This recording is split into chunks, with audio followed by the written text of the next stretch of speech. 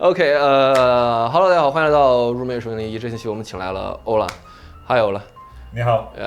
And you know the English name. You know, I need to tell you it's not a beginner 101. I don't have an English name for this channel. You know. Okay. Yep. Yeah. So beginner 101 is a little bit weird. You know, it's beginner and 101. Okay. So yeah. Do you have any suggestions for for the channel's name? Because this channel is mostly for the band and for guitar tech and maybe stage tapes and something like that.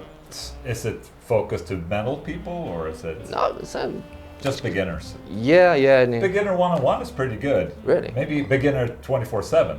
Uh-oh. So you're a beginner all the time. I want to get some rest. I feel like a beginner all the time sometimes, yeah. Oh. But I think it's I understand exactly what it is. Beginner 101. So it's cool, right? Yeah, it works. Oh, wow, cool. So, okay, beginner 101, okay? You come to China as a main, the job or the... It's for job, yes. Yeah, it's a terrible job. I have to go somewhere outside Sweden and play guitar. It's absolutely horrible. Wow. Obviously, no, I'm very happy. I come sure. here for Music China, the Shanghai show. I haven't been for 4 years now because of the pandemic and all that. Yeah. But I'm happy to be back and also just happy to play my own music, because it doesn't happen that often. I play on my YouTube channel now, but out playing in front of people, I don't get to play. With the Haunted, that's a band. Mm-hmm. This is more my personal solo stuff, project. Exactly. Yeah. Okay, let's talk about the gear. So this time I saw you bring a laptop, right? Yes. And a chuck pedal. Yes. And a universal audio interface, right? Yes, exactly. That's so do you want me to explain what it is? Yeah, sure. So basically, before I've been using all plugins into a computer while I've been doing my clinics, because then I have my backing tracks in the computer. Yeah. So why don't I still have to bring the computer because of the backing tracks. Oh. Why don't I incorporate my computer into my show? So before I was using plugins, I plugged in my guitar into an audio interface and I just neural DSP plugins and played, but I always got a little bit of latency. Oh. When playing, and when you play fast stuff, it's like you can feel it, and it's not good. But now I perfected it by using a chug pedal in front of it. So the only thing that the computer is doing is adding an impulse response, which is the speaker and the power amp, and that's the guitar tone right there. So very simple single path, and it's zero latency. Oh. So, and that goes into the UAD Vault 1, and that's connected to my computer, and that's it. I also have an in-ear system that I bought last week. Oh. A very small Sub-Zero system. I mean, there's so many different small systems out there, but it's basically just to get rid of a couple of cables and have my in-ear system on me. I'm not going to walk too far from the in-ear, so I can have a small, little cheaper system right there. Oh. So that's it. Cool. Now how about the Haunted band? You touring with the band, and what's the motor or you bring? Yeah, so with the Haunted, it depends a little bit, because if we play close to home, I like to bring my real amplifiers with me, with my car or whatever, and a cab. But if it's a festival show, for instance, I bring a quad cortex. Okay. Right now, that always changes too. Like I use a fractal FM3, and sometimes maybe I used a Kemper before. Yeah. So that kind of changes. I'm also a little bit interested in the new Fender Tone Master Pro. I saw that video. Yeah. I always like to, just like I did with this rig right here, I always like to start from scratch. Be like, okay, I have a gig coming. What should I use? And I like, okay, this. And then I build something. I love that building part. Building the rig is something I really enjoy. And with the Haunted right now, it's a quad cortex. It goes into a real amplifier in the effects loop on stage, and the cabinet, and that's mic'd up. So it's still real amplifiers and cabinets on stage. Oh, I thought you just use the impulse response. No, it's you use the no. We have that option. You can route out to the mixing console with an impulse response, but I want to have the real, the movement. Oh. Because I'm on stage. I want the cabs to make sounds and sound awesome. And in-ears, it's good for your playing, but it sucks. Yeah, playing live. It's you want to have those. CADs, like making everything move. So with the Haunted, I'm still using real amplifiers. It's just that the preamp part, I'm using the quad cords. Oh, cool. Nice. Oh, speak about the modulars. So, you know, there's a bunch of modulars there. You know, the Kemper and the Vexel Audio and Helix. Helix. So all those, gears, if you must rank them, tier 1, tier 2, and I know it's like a period question, for the guitar, guitar fans, Chinese guitar fans always want to know, from the Swedish metal, hero metal god, from you rank them, Yes. Yeah, maybe just from the dry part and the metal, aspect. So I think 10 years ago, this question would have been a lot simpler to respond to, but right now, I think that most modelers are very, very good in terms of the sound. And to me, the sound is very important, and obviously for a lot of you guys as well. Yeah. Also the feel, like when you initially hit the guitar pick, is there latency? Some modelers have this, where it feels like you don't get the response. It's not like plugging into an amplifier, and you get the immediate response. Yeah. But if I would answer that question today, I would say that like the Quad Cortex, the Fractal X3, the Helix, the Fender Tone Master, they're about the same when it comes to the tone and the tones you can make. It's more about, which unit fits your specific needs. The Quad Cortex is very small and the buttons are very close to each other. For me to play live on that thing, it's very difficult with feet. When I always press the wrong button and then you're done. And it also has a touch screen, which is not very good for. It's very bare, and if you drop something on that thing, it's gonna break. Oh yeah. And the Kemper, if you have a Kemper, and if that fails live, it takes 2 minutes for it to boot up. Yeah. And then you have to stand there and wait. Yeah. During a live show. I don't know if it's 2 minutes now, but that was the thing that a lot of people had problems with a couple of years back when they. As of right now, I'm using the Quad Cortex because I've actually captured my own amplifier in the Quad Cortex. So I'm basically using my own amplifiers. It's just that I brought it with me in the Quad Cortex. But I'm really liking the new Fender Tone Master Pro. So I might. We'll see. Yeah. Next time, when it's time for a Haunted gig, I'm gonna do the same procedure again. Okay, what am I gonna use? Boom, Quad Cortex. Maybe not this time. I'll take in the Axe Effects or whatever. This sounds good now. And then Tone. You never know. So right now I'm using Quad Cortex live because I've been using it a couple times and I'm confident with it. But I don't mind changing. Yeah. Just to switch it up a little bit. It seems very fun, to just to start and to think about that every single show. Oh, I love it. I'm very lucky that a lot of the brands send me the stuff, so I don't personally have to buy it. Yeah. So it's almost like a guitar shop. At my place, where it's like, okay, what should I do today? I'll bring up this Mesa amplifier, and it's. I feel really privileged that I can do this, and also in the same manner build my own live rigs. Yeah, sure, you're the amp man. Chinese fans call you amp man. Yes. know that, right? Yeah. Wasn't it amp brother or something like that? Yeah, but it's like it's changed. No, it's not. Yes, amp brother is cool, but I think amp man is cooler because it's like Iron Man. Yeah, but that's very important though. Even though I love the world of guitar right now because you have the modern modelers that are amazing. And you have the old amplifiers that are also amazing. Yeah. And it's just such a good time to be a guitar player because the technology is just so awesome and everything is available for every type of guitar player. If you're sitting in your bedroom, I mean, why would you need a Quad Cortex or a real amplifier when you can have a Hot Tone Ampero or something small? I mean, there's so many options today.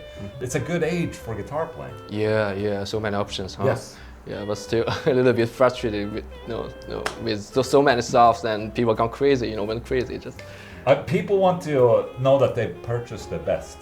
Sure. So there is no the best. Yeah. Because people sound different through different gear and different guitars, and it's like everything is subjective. The tone I have in my head is not the same that you might have in your head or what Zach Wild has in his head. It's really different, and really it's subjective from person to person, guitar player to guitar player. Yeah, but I'm very surprised you still have the passion, you know, to try out the different gears before we go out for a gig. You know, most of us just it's a gig. Okay, I'm gonna bring my quad quarters. Okay, it's that's the sound, and let's go. You know. I understand the meaning of knowing that it works. So you're confident that your rig works when you take it to the gig. Yeah, but the other side, we lost the passion. You know, like. Oh, okay. Yeah. I don't have the passion. You know. I like it. To be a little bit more of a gamble. So you don't know if things are going to turn into shit or not. So you have to challenge yourself a little bit. Not even in we practice guitar, but challenge yourself in the gear aspect as well. And you might if you try different things all the time, you might find something new that might spark. For me, it's I hear an amplifier, and it's like, oh shit! I immediately write a song, and that's the song of that amplifier. And I need to try stuff to keep my inspiration going for writing music, for instance. Cool. So that's why I think it's still a lot of fun to test stuff. Nice. Wow. And isn't it the best, like when you have an amplifier like jung, jung, jung? Yeah. It's the best feeling. Yeah. Ant-Man. It's like Ant-Man, but Ant-Man. Yeah, about gear, you try so many gears, and what do you think is the most important part? It's a period question, the pedals and the guitar body or pickups or the cab. Okay, I think the most important part is probably, first of all, your fingers. Yeah, sure. And your attack. Yeah. Like it will probably, like if you play better, it will probably sound better if you hit a little harder on the guitar pick. But if we take that out of the equation, the preamp is very important. Because that's the response of your playing, in my opinion. So you can have a really awesome cabinet and power amp, but if it's a unboosted rectifier, it's not muddy. It's going to be muddy. So the preamp and the pedal, like overdrive before the preamp, that's where the tone is being shaped the most. And if you have like a shitty guitar with shitty pickups, you can do a lot still with an overdrive and a preamp. If you have a shitty amplifier, a good overdrive is just really, it's a good investment. They're not that expensive. Sure. Compare with from like $50 to $300 if you want. So it's a pretty easy investment.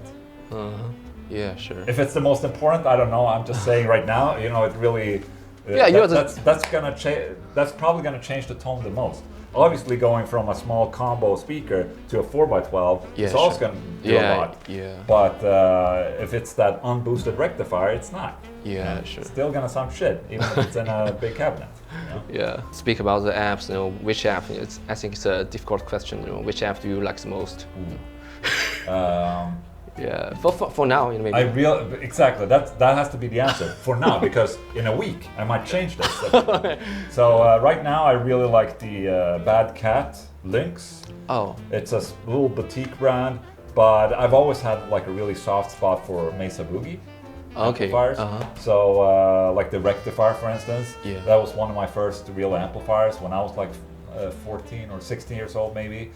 I tried so many amplifiers, but I always kind of and back into that and knowing exactly what to do, and the rectifier responds so well with different overdrives. And different overdrives can really make the rectifier sing. Like you can have a more traditional type of 90s thrash sound with a tube screamer, or you can get a really genty periphery one if you get like a more of a modern overdrive, like a Horizon Devices Precision drive.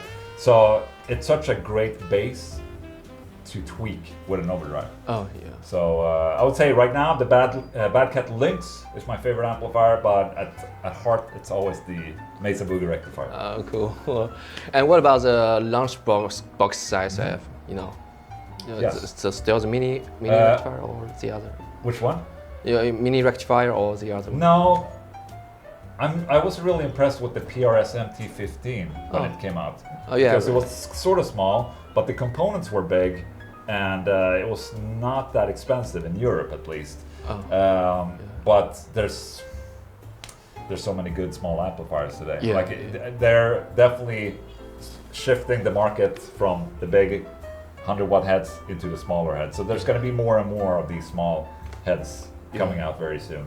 I don't know. I like the big I ones. know. If you have a 4x12, you have to have a big one. Yeah, sure. It looks good. But then I might go like, oh, but I'm going to fly to China, and I want to make a small rig. I might bring like a small. I have like a tube power amp, just the power amp of a an amplifier. Just take it out. It's 14, right? 14. I have a 14 and I have a KSR. Oh. And those are also really good. Just like plug in a chug pedal into that, into a cabinet, it's a done deal. Cool. So ask me in a week again. And you try like so many gears. We talk about the guitar and the amps, mainly amps and the modulars. So how do you balance the time? You just update every week, like 2 or 3 videos, right?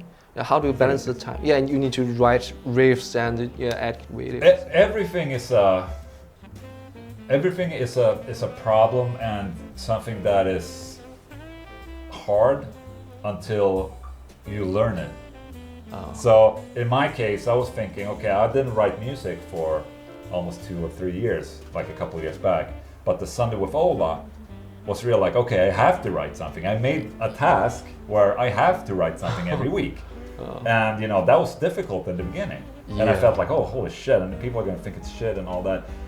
But now I've done it so much, I do it every Monday morning, and it's done. And the more you do it, the better you become at it. And the same with just time management. The more you do it, the better you. After a while, you understand what will be efficient and what is a waste of time. Yeah. So I'm just really good at time management. Holy shit! I'm doing the the Bilibili channel. It's kind of. It's actually the first year I started Bilibili channel is ask you question about that stuff, and I keep updating for like 4 years maybe between 4 years I update every week and I feel a little bit tired because I understand. And especially you got kids and I'm married. I don't have kids yet, but still there's other stuff. And have you think about to give yourself a break or a vacation or something like that? Like every week man. I know. Yeah, how do you manage yourself, your heart, your soul? That's still something I'm trying to work on, because that's also something I try every summer. Every summer in Sweden, the kids are on holiday for 2.5 months. Oh. And that's a struggle for a working YouTuber. Yeah. And I'm still trying to find the summer routine. Oh. And I'm still not sure what is a good routine. But I want to say though, when you feel like you mentioned, sometimes you feel like you're just tired. Yeah. And it's like, why do I keep on doing it? But the thing is that you have to remember that social media is always going to be ups and downs and ups and downs and ups and downs. You just have to keep doing the exact same you would do when you're at the top as on the bottom. You just have to go through it and continue, Don't let that dip hit you, Just keep on doing the content. Eventually it'll go up again, you feel good, and then there will be another dip and you're like, And just keep at it and continue release videos and content, and just have to push on. Oh yeah, cool, thanks man. Yeah, that's a good advice. Thank you, Ola. Talk about the writing riffs. What's the most influenced band? My biggest influence. Yeah, when writing a riff. And, okay. A lot of people would probably say Pantera. I don't. Because I'm a you're a huge fan. Pantera is my favorite band. Yeah, no doubt about it. Dimebag is such a different type of player than I am. There's nothing. I can't play his stuff. Like I can try, but there's nothing in Dimebag's playing in my playing. I'm more of a John Petrucci of Dream Theater. Maybe a little bit more influenced by Jeff Loomis of Nevermore, for instance, in terms of the riff writing. But Pantera is still with the rectifier, it's still very deep in my heart, and it's back there. And I often think would this have been a really cool Pantera riff? If it's not, just throw it out, So it's at some point you also have to believe in yourself and in your qualities that this is my riff, and I wrote this riff. Yeah. Everyone's gonna be like, oh, that sounds like Pantera. Oh, that sounds like Lamb of God. And you're like, no, that's my riff. Yeah. You have to own your riffs. So, but that also takes practice. That's what I tell a lot of people, a lot of kids, is that they're sitting and practicing a lot. They become amazing guitar players, but they have no idea how to write. Yeah. They have to practice that part too. They have to practice to write. Yeah. And I was more practicing to write than practice to play guitar. Yeah. So it's like, but it worked out anyways. yeah, of course, yeah. That's I me too. Like start to hear some metal bands. First band is Metallica, and to learn riffs and trying to write riffs, and then learn how to play guitar, something like that. Yeah. Anyway, and talking about the band, how you joined the Haunted? I know. The Haunted is like 2016. The Haunted came to China once. Yes. Yes. Beijing. You there? Yeah, I was playing. Holy. Oh yeah. I'm in the band, man. Yeah. How you joined the Haunted? The story. Oh, the Haunted is such a good band, and I would say it's a good band because the mix of people is just really good. Like a lot of people say, oh, Haunted might be good musically. I like the Haunted with the people in it because the people and me, we all have so much fun when we're together and touring and doing festivals and all that. I mean, the other guys, they're a little bit older than me. I'm the young kid, even though I'm 42, But I think I played for more than 10 years now with the Haunted. Yeah. And they're just family. I mean, they just ask you how do they ask you? Just well, the other guitar player, Jensen, he started sending me emails asking questions about gear actually and amplifiers. Holy. So he was just checking a little bit, like, try out this guy, see if he knows his shit or whatever. So he asked about some amplifiers and all that, and then he basically gave me a call and said that, Oh, you passed the test. no, but like just, you seem like a cool dude and you probably know what you're doing. And I was a little scared because this is the lead guitar player spot. I'm not really a lead guitar player, so I was like, I was a little reluctant at first, but at the same time, I don't like to say no. Yeah. I like to say yes a lot because when you say yes a lot of opportunities happen. Yeah, sure. So I just said yes, and it's been good since. Yeah. We're trying to make a new album, but it's tough. Yeah. It's tough. A lot of everyone has jobs, and some of the guys are in at the gates as well. I'm constantly working on music, so there's a big chunk of Haunted music coming, but we haven't released an album since 2017. Yeah, it's been. So it's time. It's time. Yeah. Okay. And the Jensen. Mm-hmm. Yeah, I try out the Jensen signature guitar before. It's so nice, especially the fret. Yes. Yeah. With the impact. Yeah, it looks like the band called it's a drone metal band. You know that band? It's Sono. Oh, Sono. Yeah. Sono. Yes, it's like the yeah, absolutely. Yeah, but it's so cool the guitar. In that year, you released many models of the signature guitars for the Haunted and the other guitars. Is there any updated the new signature models or? We have a lot of signature models happening. That's under wraps. I can't talk about. Okay. But we are working on a lot. We have a lot of new artists that are coming on. Wow.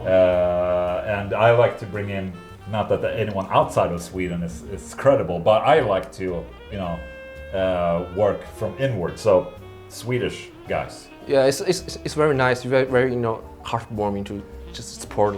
I just want to be. I just want the cool people to play the guitars. Yeah, the wisdom, huh? No, but what I think about solar guitars is that it's a metal brand. We need like the cool metal players. Yeah. So we got some really cool metal players coming. Yeah, definitely. That we're making signature guitars for. Oh, you mean the new artists? Yes. Oh, cool! Wow! I'm very looking forward. And how about the new models? Maybe Jensen's new model or?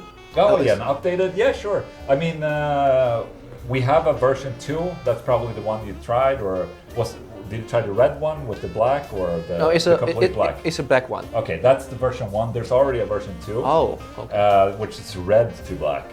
Oh. And then we constantly just update.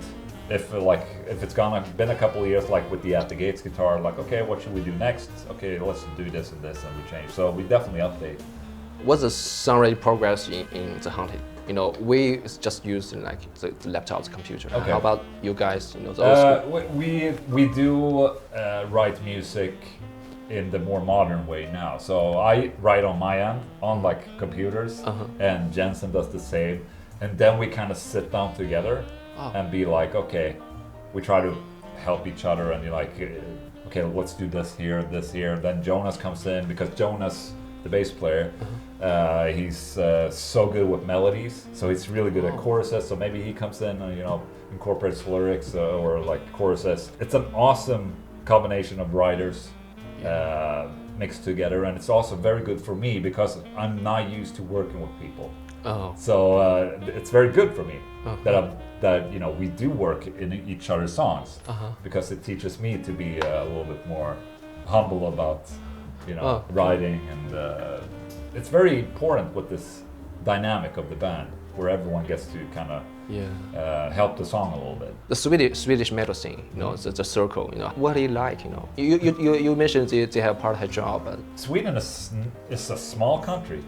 It's only 10 million people. I know in this city there's 10 million people. But in Sweden, the whole of Sweden is 10 million. So not very many people living there. And but there's so many awesome bands, you know. I know, but the winters are long, so people sit and write riffs in the winter.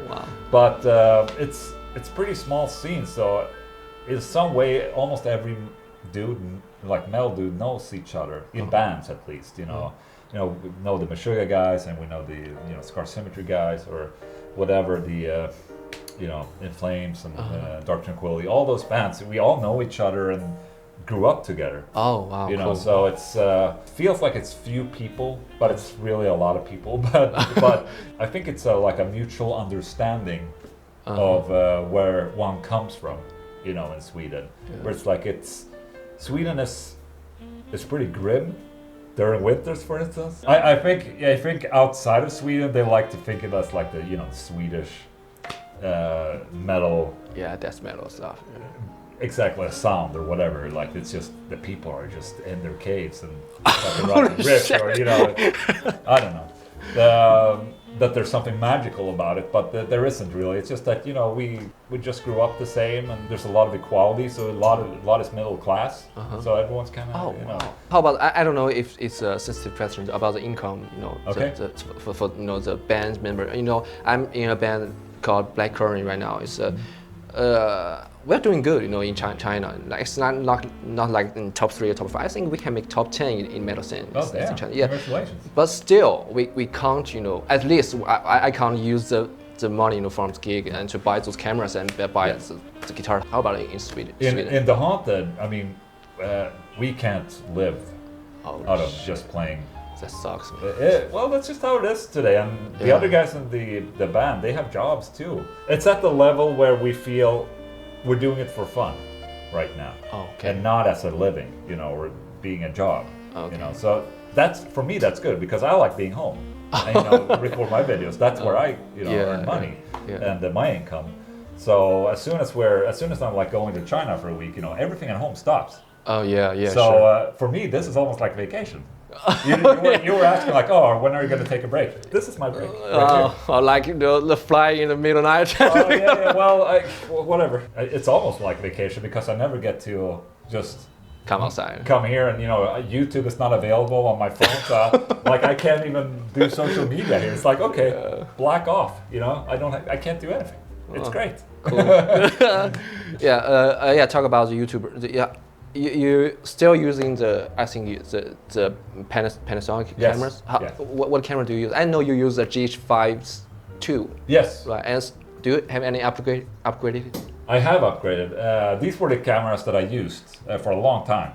The GH5 and then the GH5 S. It's S5. I use the GH6 now, so I have 4 of those. Oh, wow! GH6. And I have an S1 as well. That's my main, like, Sony with Ola camera. Oh wow, it's so sharp. It looks so. Yep. No, they're good. They're good. Yeah. The S1 is also full format, so you get a little bit more detail in there. It feels like.